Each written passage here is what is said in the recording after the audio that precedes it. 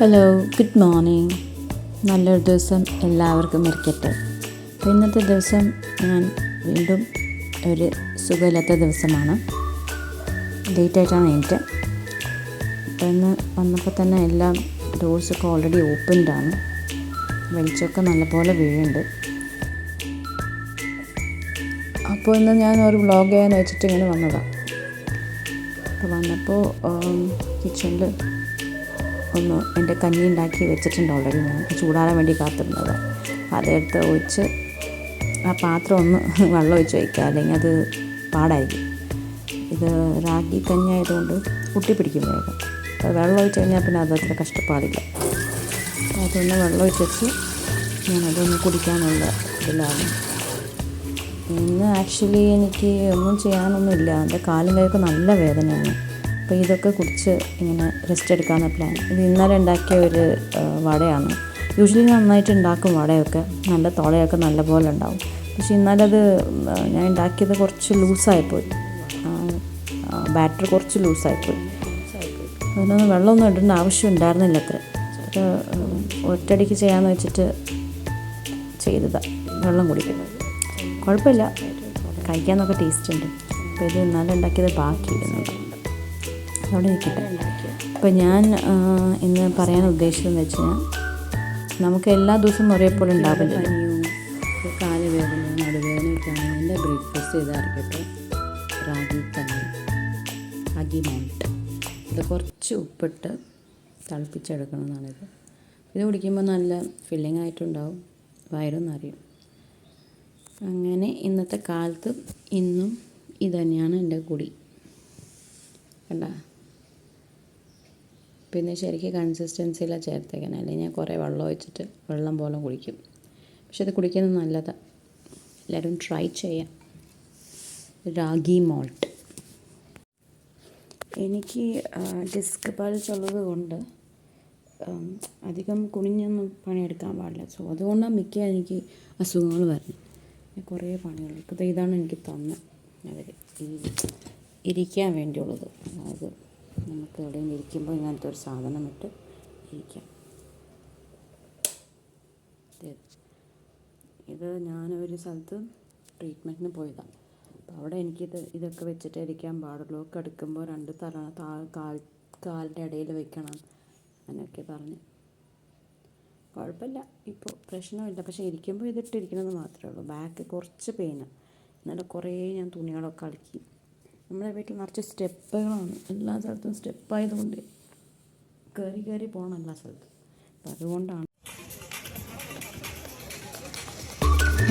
ഇത് ഞങ്ങളുടെ പള്ളിയിൽ 60 വയസ്സ് മുകളിലുള്ള ആൾക്കാർക്ക് ഒരു ഫെലിസിയേഷൻ ചെയ്യണം വെച്ചിട്ടാണ് ചെയ്തിരിക്കുന്നത്. ഇപ്പോൾ 60 years old അബൌട്ട് ആൾക്കാർക്ക് ഷോളും പൂവൊക്കെ ഇട്ടിട്ട് ഒന്ന് സമ്മാനിക്കും എല്ലാവരും. അന്നത്തെ ഒരു ദിവസമായിരുന്നു ഇത്, ഒരു സൺഡേ. ഈ പറഞ്ഞ സൺഡേ ആണ്, ഈ പോയ സൺഡേ ആണ് സോറി. ഓക്കെ, അപ്പോൾ അങ്ങനത്തെ ഒരു ഇതിന് അവർക്ക് വേണ്ടി പാട്ടും ഡാൻസ് കുട്ടികളുടെ കഥ ഉണ്ടായിരുന്നു. അപ്പോൾ ചെറിയ ഉണ്ണികളിരുന്ന് ഡാൻസ് കളിക്കുന്നുണ്ടാകുന്നത്. അപ്പോൾ അത് ഞാനൊന്ന് എടുത്തതാക്കി ക്ലിപ്പിങ്സായിട്ട്. അത് ഞാൻ പറഞ്ഞപ്പോലെ ഞങ്ങൾക്കിത് അപ്ലോഡ് ചെയ്യും നമ്മുടെ വാട്സപ്പ് ഗ്രൂപ്പിൽ, പള്ളിയുടെ കഥ. അപ്പോൾ അത് ഞാൻ നിങ്ങൾക്കും ഷെയർ ചെയ്യാമെന്ന് വെച്ചിട്ടാണ് ഷെയർ ചെയ്യുന്നത്. ഇത് ചെറിയ ഉണ്ണികളുടെ, പിന്നെ ഇത് കഴിഞ്ഞിട്ട് വലിയ കുട്ടികളുടെ ഉണ്ട്. അപ്പോൾ ഇങ്ങനെ എല്ലാവരും ഡാൻസ് കളിച്ച് അത് അന്നത്തെ ദിവസം അങ്ങനത്തെ ഒരു പരിപാടിയായിരുന്നു. ഇങ്ങനെ നമ്മുടെ എല്ലാ പള്ളികളിലും ഓരോരോ ഇവൻ്റ് ഉണ്ടാവുമല്ലോ. അതുപോലെ ഇന്നത്തെ ദിവസം ഈ ഫെലിസിയേഷൻ സെറമണി ആയിരുന്നു അബവ് 60 years ഉള്ള ആൾക്കാർക്ക്. അപ്പോൾ കുറേ പേരുണ്ട്. അപ്പോൾ അവരിനൊക്കെ വെച്ച് പൂമാല അതൊന്നും ഞാൻ ഇട്ടിട്ടില്ല, ലെങ്ത്ത് കൂടുമെന്ന് വെച്ചിട്ട്. പക്ഷെ നല്ലൊരു പരിപാടിയായിരുന്നു. എല്ലാവരും നല്ലപോലെ ആഘോഷിച്ചു. പിന്നെ അത് കഴിഞ്ഞിട്ട് നമുക്ക് ബ്രേക്ക്ഫാസ്റ്റ് അവിടെ തന്നെയായിരുന്നു, പള്ളിയിൽ വക തന്നെയായിരുന്നു. കുട്ടികളുടെ ഡാൻസൊക്കെ നല്ലപോലെ ഉണ്ടായിരുന്നു. എല്ലാവർക്കും നല്ല എൻ്റർടൈനിങ് ആയിരുന്നു. പിന്നെ സൺഡേ ആയതുകൊണ്ടാണ് പ്രശ്നം. വെച്ചാൽ സൺഡേ നമുക്ക് കിട്ടുന്ന കുറച്ച് സമയം ഉണ്ടാവുള്ളൂ. അപ്പോൾ അതവിടെ അത്ര നേരം ഇരിക്കുന്നത് എല്ലാവർക്കും പോസിബിൾ അല്ല. പക്ഷേ കുട്ടികളുടെ ഡാൻസ് കണ്ടപ്പോൾ ആൾക്കാർക്ക് ശരി കുറച്ച് റിലാക്സിങ് ആയിരുന്നോട്ടെ എന്ന് വെച്ചിട്ടാണ് അങ്ങനെ ആയത്. ഇനിയും ഈ സെപ്റ്റംബറൊക്കെ വരുമ്പോൾ മാതാവിൻ്റെ മാസം തുടങ്ങും നമ്മുടെ ഇവിടെ. ഇതൊക്കെ ഉണ്ടാവും. August 29th തോന്നുന്നു ഈ പ്രാവശ്യം ഫ്ലാഗ് ഹോയിസ്റ്റിംഗ്. അത് കഴിഞ്ഞിട്ട് നൊവേന അതൊക്കെ ഉണ്ടാവും. അതുകൊണ്ട് ഇവരൊക്കെ ഈ കുട്ടികൾ ഇതിന് വേണ്ടി കുറേ ആഴ്ചകളൊന്ന് പ്രാക്ടീസ് ചെയ്തിട്ടാണ് ഇന്നത്തെ ദിവസം ഇവിടെ അവതരിപ്പിക്കുന്നത്. അപ്പോൾ ഞാൻ പറഞ്ഞ പോലെ ഈ 29th ആയിരിക്കും നമ്മുടെ അവിടെ ഈ ശിവാജി നഗർ പറഞ്ഞൊരു സ്ഥലമുണ്ട്. അവിടെ സെൻറ്റ് ബസിലിക്ക സെൻറ്റ് മേരീസിൻ്റെ ഒരു പള്ളിയുണ്ട്. ആ പള്ളിയിൽ നല്ല ആഘോഷമാണ്, ഫീസ്റ്റാണ് ഈ വരുന്ന സെപ്റ്റംബർ 8, അത് അടുത്ത മാസം. അപ്പോൾ ഓഗസ്റ്റ് 29 ആയിരിക്കും അതിൻ്റെ കൊടി മിക്കവാറും. അപ്പോൾ പറ്റുമെങ്കിൽ എനിക്ക് സാധിച്ചെങ്കിൽ ഞാൻ കാണിച്ചു തരാം ഞങ്ങളെ പോകുമ്പോൾ. അതിന് അവരെങ്ങനെ ഡെക്കറേഷൻ ചെയ്തു, നൊവേനകൾ, പിന്നെ മാസ്, ഇതൊക്കെ ഉണ്ടാവും അവിടെ. അതിപ്പോൾ അതിൻ്റെ കൂടെ തന്നെ ചേർന്ന്.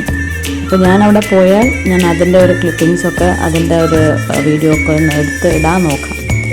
അപ്പോൾ ഇവിടെ ഇല്ലാത്ത ആൾക്കാർ, അല്ല ബാംഗ്ലൂരിൽ ജീവിക്കാത്ത ആൾക്കാർക്ക് ഇവിടുത്തെ ആൾക്കാർ എങ്ങനെയാണ് പള്ളിയിൽ എങ്ങനെ അവർ പ്രാർത്ഥിക്കും, എന്തുപോലെയാണ് അവർ മാതാവിനൊക്കെ ഡെക്കറേറ്റ് ചെയ്യുന്നത് എങ്ങനെയായിരിക്കും, അതൊന്ന് ജസ്റ്റ് ഒരു ഗ്ലിംസ് ഞാൻ വീഡിയോ എടുത്ത് ഇടാം നോക്കാം. ഓക്കെ. ഇപ്പോൾ ഇവിടെ നല്ല തകർപ്പനായിട്ട് കളിക്കുന്നുണ്ട് ഡാൻസ്. പക്ഷെ ഞാനിതിൻ്റെ വീഡിയോ, ഈ പാട്ട് ശരിക്കും പോപ്പുലർ ആണോയെന്ന് എനിക്കറിയില്ല. പക്ഷെ എന്തിനാ വെറുതെ ഞാൻ എൻ്റെ ഒരു പാട്ട് വെറുതെ ഇട്ട് കൊടുക്കുകയാണ് കേട്ടോ.